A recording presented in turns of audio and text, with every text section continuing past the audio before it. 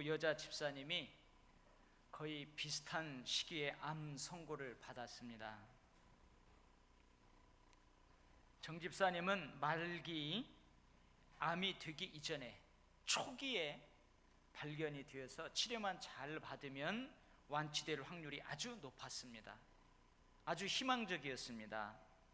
천만다행이라며 하나님의 은혜라며 기쁨의 눈물을 흘리며 수술 후에는 신앙생활 잘 하겠노라고 고백을 했습니다. 반면에 김 집사님은 암이 이미 말기로 접어들어가지고 가능성조차 희박해 보였습니다. 아주 절망적이었습니다.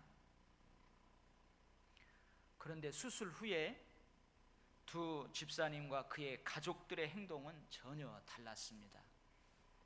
초기의 암을 발견하여 수술받은 정 집사님과 그의 가족들은 무슨 이유에서인지 예배 시간에 잘 볼 수가 없었습니다.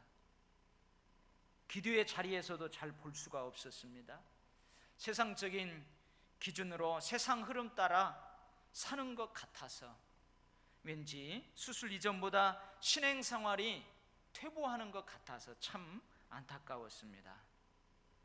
반면에 말기의 암을 발견하여 여러 번의 항암 치료를 받은 김 집사님과 그의 가족들은 달랐습니다. 이전보다 신앙생활에 열심을 내었습니다. 게을리하지 않았습니다. 목사님과 여러 성도님들에게 집요하게 중보 기도를 부탁했습니다. 보는 사람마다 만나는 사람마다 기도 부탁을 빠뜨리지 않았습니다. 애석하게도 처음 암 진단을 받았을 때 두 집사님에게 있었던 그 희비가 몇 년 후에는 역전이 되어 버렸습니다. 사랑하는 성도 여러분, 죄는 암과 그 성질이 비슷한 점이 참 많습니다. 이미 지은 더러운 죄, 그럼 어떻게 해야 하겠습니까? 보다 더 중요한 것은 후속 처리입니다. 후속 처리. 여러분도 잘 아는 것처럼 이스라엘 백성들은 아주 크고 견고한 여리고 성읍을 하나님의 은혜로 점령했습니다. 그러나 그 점령 과정에서 아간이라는 사람이 저지른 죄에 대한 후속 처리를 못했어요. 그래서 그 다음에 있게 되는 아주 작고 정복하기 쉬운, 그야말로 누워서 떡 먹기인 그 아이성 전투에서 너무나 크게 패하고 말았습니다. 후속 처리가 중요하다는 말입니다. 하나님께서는 죄에 대해서 약한 우리들을 위해서 죄 사함이라는 영적 제도를 마련해 두셨습니다. 오늘은 이 죄에 대한 후속 처리, 죄 용서의 비밀에 대해서 설교하려고 합니다. 오늘 이 설교 말씀을 아멘으로 받는 모두에게 성령께서 큰 은혜를 주실 줄 믿습니다. 여러분, 첫 번째 단계는요, 내가 지은 죄를 자백하는 단계입니다. 이 세상에서 살아가는 모든 인간은 완벽하지 못합니다. 완전하지 못합니다. 특별히 기본적인 욕구에 대해서는 민감합니다.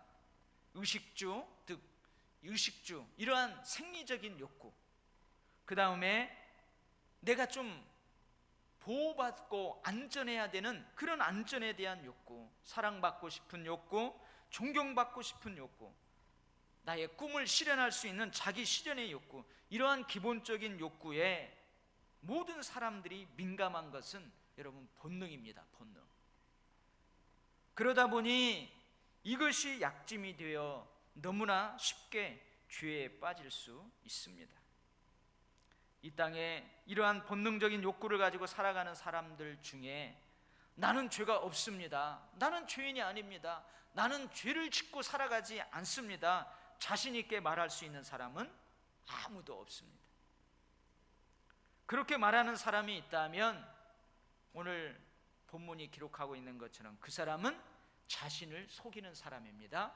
하나님을 거짓말하는 자로, 거짓말쟁이로 만드는 사람입니다. 그런데도 많은 사람들이 자신의 실수, 자신의 잘못, 자신의 죄를 인정하지를 못합니다. 어떤 사람들은 양심이 그야말로 무뎌질 대로 무뎌져서 강팍해질 대로 강팍해져서 그렇습니다. 어떤 사람들은 자신의 실수, 자신의 잘못, 자신의 죄를 직시하는 것이, 대면하는 것이 너무나 고통스러워서 회피합니다. 어떤 사람들은 자신의 죄가 너무 커서 결코 내가 지은 이 죄는 받지 못할 것이다 미리 단정해버리고 너무나 무거운 죄책감을 지고 그렇게 살아가는 사람들도 있습니다. 그러나 예수 그리스도의 보혈이 씻어내지 못하는 죄는 없습니다. 하나님 앞에 나와서 토설하고 자백하고 고백하면 됩니다. 사람들 앞에서는 숨길 수 있어요. 그러나 하나님 앞에서는 숨길 수 없는 것입니다. 사람들 앞에서 숨겼던 그 잘못을 하나님께 말하는 것입니다. 이것이 토설한다는 의미예요. 내가 저지른 죄와 허물을 그 어느 누구의 강요에 의해서가 아니고 나 스스로가 그걸 깨닫고 하나님 앞에 고백하는 것입니다. 이것이 자백한다는 의미입니다. 오늘 우리에게 주시는 9절 말씀입니다. 만일 우리가 우리 죄를 자백하면 그는 미쁘시고 의로우사 우리 죄를 사하시며 우리를 모든 불의에서 깨끗하게 하실 것이요. 우리가 어떻게 하면요? 우리가 우리 죄를 하나님 앞에 나와서 자백하면요, 고백하면요, 토설하면 하나님이 사하신대요. 깨끗하게 하신대요. 하나님께서는 이사야 선지자를 통해 우리에게 이렇게 말씀하십니다. 오라, 우리가 서로 변론하자. 너희 죄가 주홍 같을지라도 눈과 같이 희어질 것이요 진홍같이 붉을지라도 양털같이 희게 되리라. 악인은 그의 길을, 불의한 자는 그의 생각을 버리고 여호와께로 돌아오라. 그리하면 그가 긍휼히 여기시리라. 우리 하나님께로 돌아오라. 그가 너그럽게 용서하시리라. 아무리 큰 죄에 빠졌더라도, 아무리 엄청난 죄를 범했다 하더라도 하나님께만 돌아오면, 하나님께 돌아와서 토설하고 자백하고 하나님과 의논하면 하나님께서는 그 죄를 용서해 주십니다. 여러분, 죄 용서의 비결, 이게 첫 번째 단계입니다. 두 번째 단계에는요, 죄와 싸우는 단계예요. 죄와 싸워 승리하는 단계입니다. 여러분, 한번 생각을 해보세요. 도저히 용서받지 못할 것이라고 생각을 했어요. 내가 저지른 죄는 도저히 용서받지 못할 거야. 그런데 도저히 용서받지 못할 것 같은 그 죄를 용서받았어요. 여러분, 얼마나 큰 은혜입니까? 그래서요, 내가 지은 죄가 크면 클수록 용서의 은혜 또한 큰 것입니다. 내 죄책감이 크면 클수록, 내 죄책감이 무겁고 무거우면 무거울수록 용서의 은혜는 또한 큰 것입니다. 적게 탕감받은 자보다 많이 탕감받은 자가 은혜가 더 큰 거예요. 내가 1, 200원 빚을 졌어요. 근데 그거 탕감받았어요. 그러나 내가 1, 2억, 100억, 1000억을 빚졌어요. 근데 그것을 그냥 탕감해주는 그 은혜를 받았어요. 어떤 은혜가 더 크겠어요? 많이 탕감받은 자가 더 큰 은혜를 경험합니다. 여러분, 이것은 맞는 말이에요. 그런데 이것을 바꾸면, 이 말을 바꾸면 틀린 말이 됩니다. 한번 바꾸어 볼까요? 더 큰 용서를 받으려면 어떻게 해야 돼요? 더 큰 죄를 지어야 돼요. 이게 맞아요? 틀리는 말입니다. 내가 더 큰 은혜를 받으려면 어떻게 해야 돼요? 오늘 또 내일 또 계속 막 큰 죄를 골라서 짓는 거예요. 여러분, 내가 더 많은 탕감을 받으려면은 어떻게 해야 돼요? 내가 빚을 더 끌어다 쓰고 써야 돼요. 여러분, 맞지 않습니다. 이렇게 하는 자는 참으로 어리석은 사람입니다. 하나님께서는 로마서를 기록한 사도 바울을 통해서 이렇게 말씀하십니다. 그런즉 우리가 무슨 말을 하리요? 은혜를 더하게 하려고 죄에 거하겠느냐? 그럴 수 없느니라. 죄에 대하여 죽은 우리가 어찌 그 가운데 더 살리요? 여러분, 죄도 죽을 때가 있어요. 죄가 우리 앞에서 사망할 때가 있어요. 죽을 때가 있어요. 그때가 언제인 줄 아세요? 예수님이 우리의 죄를 용서할 때 그 죄는 죽는 거예요. 죄에 대하여 죽은 우리가 어찌 그 가운데 더 살리요? 그럴 수 없느니라. 그래, 야, 오늘 말씀 들으니까 하나님 앞에 가서 고백만 하면, 토설만 하면, 하나님께 돌아와 하나님과 상의만 하면 얼마든지 용서받을 수 있대. 이제 염려 없어. 그러니 내일 또 죄를 짓자, 마음대로 죄를 짓자. 그럴 수 없대요. 그럴 수 없느니라. 오늘 우리에게 주신 본문에서도 분명히 말씀하고 있습니다. 만일 우리가 우리 죄를 자백하면 하나님은 우리 죄를 사해 주세요. 우리의 모든 불의를 깨끗하게 하세요. 만일 우리가 죄를 범해도 하나님 아버지 앞에서 우리를 변호해 주시는 분이 있어요. 그분이 예수 그리스도이세요. 그 예수 그리스도의 보혈이 우리를 깨끗하게 해주세요. 그런데 이것을 우리에게 알려주시는 이유가 무엇이라고 하십니까? 2장 1절이에요. 나의 자녀들아, 내가 이것을 너희에게 쓰면, 너희에게 알림은 너희로 죄를 범하지 않게 하려 함이라. 이것을 알려주는 것은, 그래, 어떤 죄를 져도 하나님 앞에 돌아와서 토설하고 자백하고 의논만 하면 용서받을 수 있어. 그러니 마음대로 죄를 지으며 살아가도 되겠구나. 그것을 이유로 미리 알려주는 게 아니라는 말이에요. 오히려 뭐라고요? 죄를 범하지 않게 하려고 이것을 미리 알려주는 거예요. 마가복음 9장 43절에서부터 50절 말씀을 쭉 읽어보면요, 아주 무서운 내용이 나옵니다. 짧게 요약하면 이런 내용이에요. 만일 내 손이, 내 발이, 내 눈이 나로 하여금 범죄케 하면 찍어버리래요. 도끼로 손을 잘라내래요. 도끼로 발을 잘라내래요. 눈을 파내래요. 빼내래요. 한 손, 한 발, 한 눈으로 하나님 나라에 들어가는 것이 더 낫대요. 여러분, 얼마나 무섭습니까? 여러분, 내 손이 지으면 이거 잘라내라는 거예요. 내 발이 죄를 지으면 잘라내라는 거예요. 내 눈이 범죄하면 그 눈을 빼버리라는 거예요. 아마 이 말씀을 문자적으로 그대로 받아들이는 것은 지혜롭지 못한 행동입니다. 한번 생각을 해보세요. 만약에 여러분의 손에 기도하는 여러분 손, 밥 먹는 손, 봉사하는 손, 여러분의 이 손에 짐승의 배설물이 묻었어요. 사람의 배설물이 묻었어요. 이거 한자로 뭐라고 그래요? 똥이라고 그래요. 똥. 여러분, 여기에 똥이 묻었어요.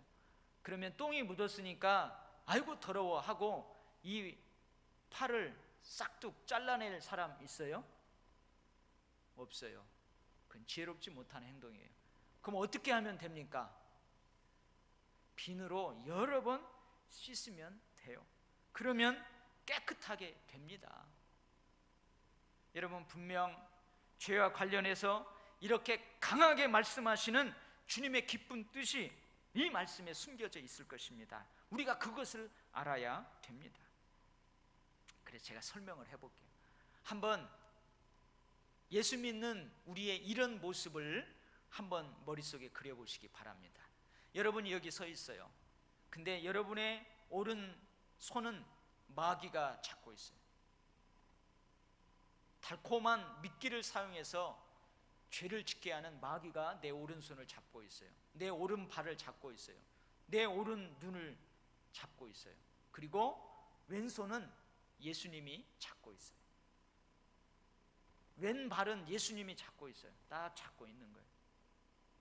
여러분, 내 오른손을 잡고 있는 마귀와 내 왼손을 잡고 있는 예수님이 싸우면 누가 이겨요? 당연히 예수님이 이기죠. 아니, 예수님이 이미 마귀 사탄을 멸하셨어요. 이겼어요. 당연한 것입니다. 예수님이 이기는 거 당연한 거예요. 근데 왜 예수님은 그럼에도 불구하고 이렇게 말씀하십니까? 마귀가 잡고 죄를 짓게 하는 손, 오른손, 오른발, 오른눈을 찍어버리라, 빼내버리라. 왜 이렇게 과격한 말씀을 하세요? 예수님이 사탄을 이길 수 있다니까요. 마귀를 이길 수 있다니까요. 여기에는 분명한 의미가 있습니다. 무슨 의미가 있을까요? 달콤함으로 우리를 유혹하여 죄를 짓게 만드는 마귀와 싸우라는 것입니다. 우리의 단호한 의지와 믿음을 가지고 싸우라는 거예요. 그래서 이 무서운 말씀 안에는 우리의 단호한 의지와 믿음을 촉구하는 그 의미가 담겨 있습니다. 단호한 의지, 나의 믿음으로 죄를 멀리하고 죄의 중독을 손으로 자르는 심정으로 끊으라는 거예요. 단호한 의지와 믿음을 가지고. 이 무서운 말씀에는 이런 의미가 담겨 있습니다. 간암에 걸린 사람에게 우리나라 최고 실력자가 수술을 완벽하게 해줬습니다. 재발률 100% 아니고 0% 되게 그 간에 있는 암 덩어리를 깨끗하게 제거해 주었어요. 이 사람은 재발률 0%입니다.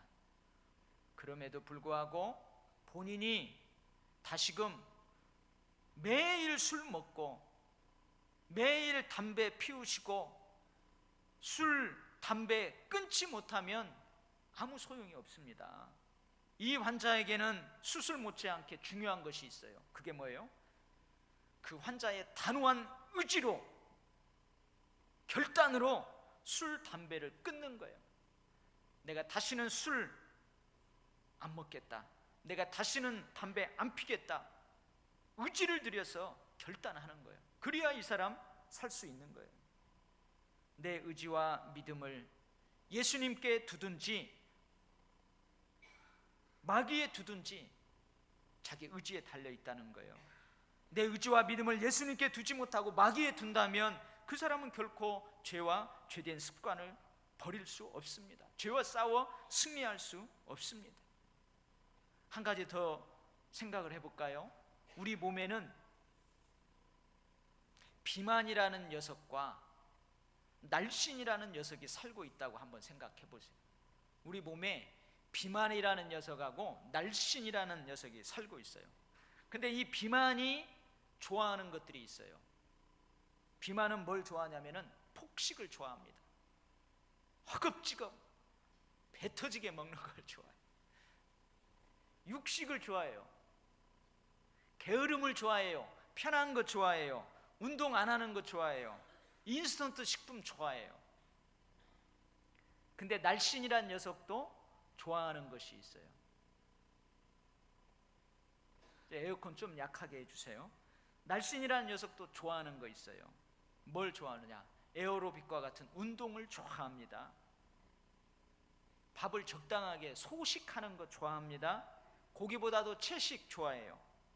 부지런하는 거 좋아해요. 규칙적인 식습관 좋아해요. 근데 여러분, 내 몸이 둘 사이에서 고민합니다. 갈등합니다. 근데 사실 고민하고 갈등하는 것은 내 몸이 아니라 뭐예요? 내 의지가 고민하고 갈등하는 거예요. 내 의지가 비만이 좋아하는 것을 따르면 내 몸은 어떻게 돼요? 당연히 비만해지는 것입니다.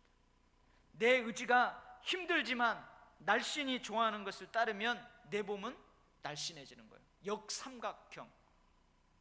초콜릿 근육으로 몸짱이 되는 거예요.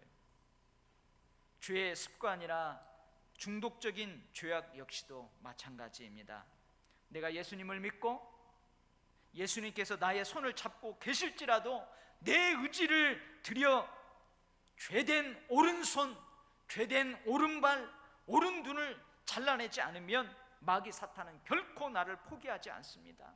나의 의지, 나의 믿음으로 죄악을 찍어내 버려야만 마귀 사탄이 떠나버리는 거예요. 죄를 승리할 수 있는 거예요.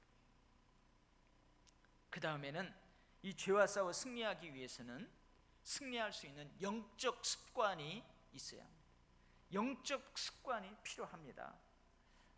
우리가 살면서 느낌으로 해야 될 일이 있고 습관으로 해야 될 일이 있음을 알게 돼요. 살다 보면 여러분, 물 마시는 것, 밥 먹는 것, 커피나 차를 마시는 일, 이것은 느낌으로 합니다.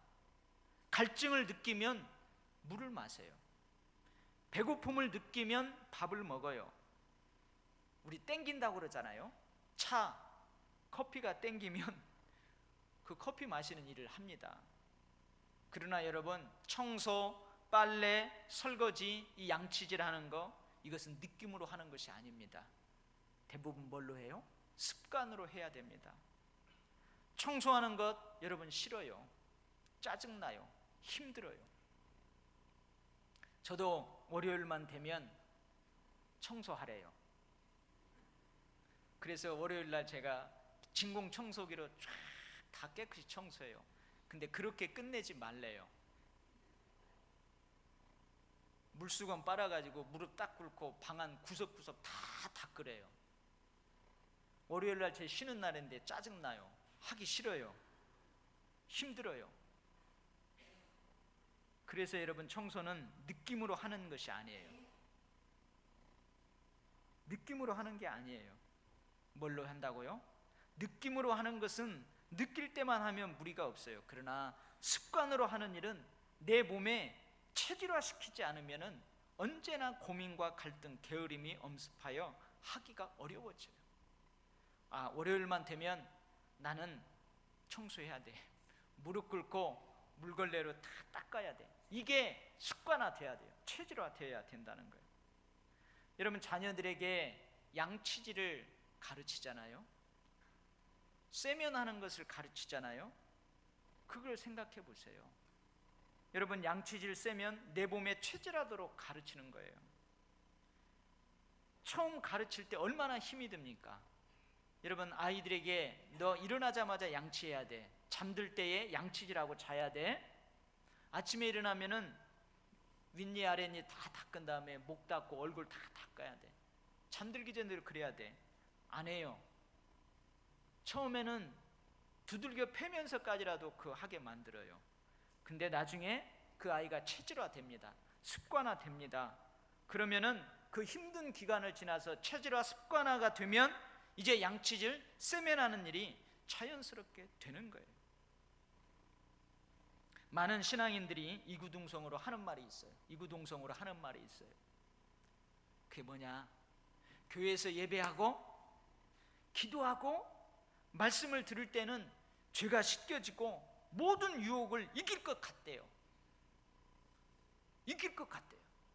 어떤 유혹이 와도 죄가 와도 이길 것 같대요.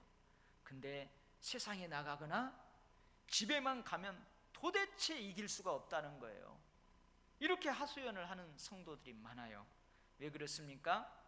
일상적인 삶에서도 예배, 기도, 말씀이 체질화, 습관화되어 있지 않기 때문에 그렇습니다. 사랑하는 우리 도열교회 성도 여러분, 죄와 싸워 승리하기 위해 여러분 예배, 기도, 말씀을 체질화, 습관화하시기를 바랍니다. 그 다음에는요, 죄와 싸워 승리하기 위해서는 항상이라는 영적 시스템이 필요합니다. 여러분, 가정을 한번 생각해 보세요. 오늘 교회를 생각해 보세요. 여러분, 고개를 좀 들어서 보면은 이 전등이라는 시스템이 우리 천정에 다 갖추어져 있어요. 이 전등이라는 시스템은 밤에 어두움을 이기기 위해서 사용하는 시스템입니다. 밤에 캄캄한 어둠이 내려오면은 그 어둠을 이겨내기 위해서 이 전등이라는 시스템을 다 설치를 해놨어요. 근데 여러분, 밤이 물러갔어요. 어둠이 물러갔어요. 환한 대낮이 되었습니다. 그렇다고 해서 천정에다가 설치해 놓은 이 전등이라는 시스템을 다 철거합니까? 철거하지 않아요. 그대로 두어요. 냉난방기라는 시스템이 여기에 다 설치되어 있습니다. 겨울에 추위를 이겨내기 위해서 난방기가 시스템으로 다 설치가 되어 있어요.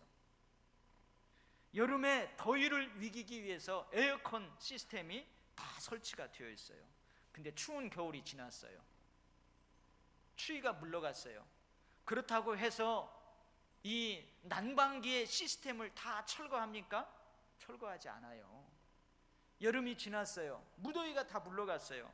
그러니 이제 에어컨 시스템을 다 철거합니까? 철거하지 않아요. 항상 그 시스템은 그대로 둡니다. 왜 그렇습니까? 왜 그 시스템은 철거하지 않고 항상 그대로 두어요? 이유는 간단합니다. 밤이 또 오기 때문에 그래요. 겨울이 또 오기 때문에 그래요. 여름이 또 오기 때문에 그렇습니다. 치약, 칫솔, 비누, 수건, 면도기 이런 것들을 생활 필수품이라고 합니다. 마찬가지입니다. 마귀 사탄에게도 생활 필수품이 있어요. 마귀 사탄에게는 뭐가 생활 필수품이냐? 염려, 분노, 환난, 시험, 불평, 불만, 원망 이런 것들이 생활 필수품이에요. 이런 생활 필수품을 가지고 항상 우리들을 죄에 빠지도록 유혹합니다. 항상 우리를 죄에 빠뜨리려고 유혹해요. 그래서 우리들에게도 항상이라는 시스템이 필요한 것입니다. 사랑하는 성도 여러분, 죄와 싸워 승리하기 위해서는 이 항상이라는 영적 시스템을 설치해 놓으시기 바랍니다. 결코 철거하지 마시기 바랍니다. 항상 기뻐하라, 쉬지 말고 기도하라, 범사에 감사하라. 항상 쉬지 말고 범사, 이러한 시스템이 갖추어져 있으면 그 시스템을 통해서 밤에는 전등이 어둠을 이깁니다. 겨울에는 난방기가 추위를 이깁니다. 여름에는 에어컨이 더위를 이깁니다. 기쁨이라는 시스템이, 기도라는 시스템이, 감사라는 시스템이 사탄의 무기인 염려, 분노, 환난, 시험, 원망, 불평 이것을 다 이겨내는 거예요. 그래서 우리에게 뭐가 필요해요? 항상이라는 영적 시스템이 필요한 것입니다. 이제 말씀을 마치겠습니다. 여기 서 있는 여기 서서 설교하는 저도요, 죄를 지을 가능성이 많은 연약한 존재예요. 여러분도 마찬가지예요. 죄를 지을 가능성이 늘 있는 연약한 존재예요. 그러나 그보다 더 중요한 것이 있어요. 그게 뭐예요? 지은 죄에 대한 후속 처리를 어떻게 하느냐, 그것이 중요합니다. 어떻게 해야 되겠습니까? 우리가 이미 엎질러 버렸어요. 더러워진 죄, 이거 어떻게 후속 처리를 해야 돼요? 먼저 하나님께서 마련해 놓으신 용서의 장으로 달려가야 합니다. 그래서 하나님께 토설하고 자백하면 그 지은 죄를 용서받을 수 있습니다. 그 다음에는요, 우리는 내 의지와 믿음을 통해서 죄와 싸워 승리해야 합니다. 여러분, 죄와 싸워서 승리해야 되는데 그 승리의 과정에서 내 의지와 믿음이 중요해요. 내 단호한 의지, 단호한 결단, 그게 중요해요. 그 다음에 습관, 이것을 체질화하는 것, 그래야 승리할 수 있습니다. 그리고 항상이라는 영적 시스템을 철거하면 안 돼요. 늘 설치해 두어야 우리가 죄와 싸워 승리할 수 있습니다. 사랑하는 우리 도육교회 성도 여러분, 오늘 아주 간단한 원리지만 너무나 중요한 것을 배웠어요. 늘 죄의 유혹에 연약한 우리들, 오늘 이 말씀 아멘으로 받아서 늘 싸워 승리하고 죄책감에 시달리지 아니하고 늘 기쁨과 즐거움과 감사로 승리하는 삶을 살아가시기를 주의 이름으로 축원합니다. 아멘. 기도하겠습니다.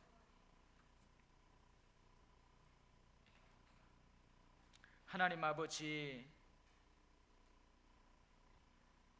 하나님의 말씀을 펴서 대할 때마다 어떤 때는 무섭습니다. 어떤 때는 너무나 은혜스럽고 감사하고 감격이 됩니다.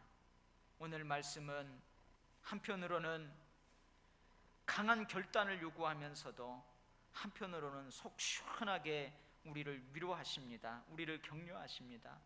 오늘 말씀을 받은 우리 교육교회 모든 성도들, 함께 예배드리는 모든 주의 백성들 아멘으로 받아 유혹 많은 이 세상에서 늘 승리하고 눌리는 것이 아니고 오히려 조종당하는 것이 아니고 오히려 그것들을 통제하고 그것들을 결박하며 그렇게 살아가는 승리자로 살아가는 자들 다 되게 축복하여 주시옵소서. 예수님 이름으로 기도하옵나이다. 아멘.